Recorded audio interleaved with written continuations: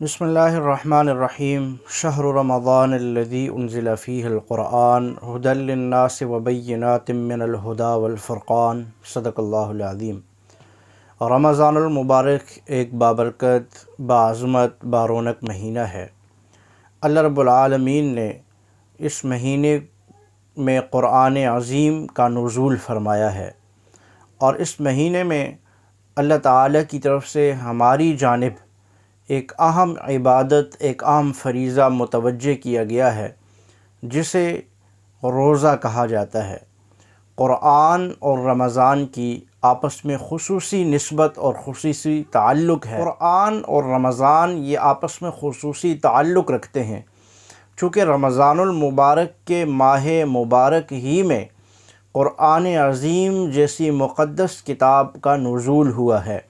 اللہ تعالیٰ نے رمضان کو منتخب کیا کہ اس ماہ میں قرآن عظیم اپنے پاک کلام کو نازل کیا جائے، تو ان کا آپس میں ایک خصوصی تعلق اور خصوصی ربط ہے۔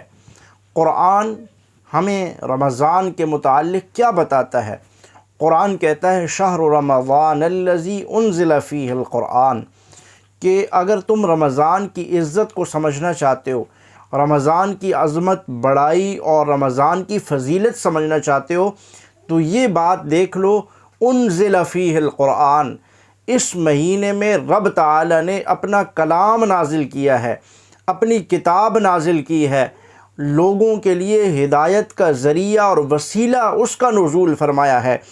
کائنات کو اللہ نے بنایا، پھر اس کائنات میں آخری اشرف المخلوق جو ہے وہ قرآن عظیم کی روح سے اللہ جو فرما رہے ہیں، اللہ جو بتلا رہے ہیں، وہ انسان ہے، اور انسان کی رہنمائی اور ہدایت کے لیے جس چیز کا نزول فرمایا اور اس ماہ مبارک کا انتخاب کیا، وہ چیز، وہ اللہ کی طرف سے ہدایت والی کتاب قرآن عظیم، قرآن مقدس ہے۔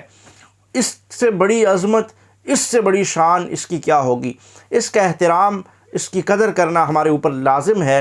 رمضان عزت والا، عظمت والا مہینہ ہے۔ جس قدر ایک چیز کی عزت اور عظمت ہوتی ہے، جتنی وہ بلند ہوتی ہے، اتنا ہی زیادہ اس کا عزت ہمارے اوپر اس کی لازم ہوتی ہے، اور اس عزت والی، تکریم والی چیز کی ناقدری اور اس چیز کو نظر انداز کرنا، اس کی بے قدری کرنا، یہ اتنا ہی بڑا گناہ کا ذریعہ ہوا کرتا ہے۔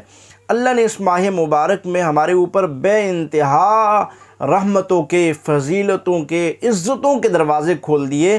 اب ہمیں بھی یہ چاہیے کہ ہم رب تعالیٰ کی ان نعمتوں، ان رحمتوں کی قدر کرتے ہوئے ہم بھی سابقہ اپنی زندگی کے اندر جو چیزیں ہم کرتے چلے جا رہے تھے، جو شریعت مطہرہ کے، اللہ کے احکامات اور جناب رسول اللہ صلی اللہ علیہ وسلم کے طریقوں کے مخالف تھی، اب ہم نے ان کو ترک کرتے ہوئے ہمیں شریعت مطہرہ اور قرآن و سنت کے بتائے ہوئے اصول اور قوانین کے مطابق گزارنے کا عزم کرنا چاہیے۔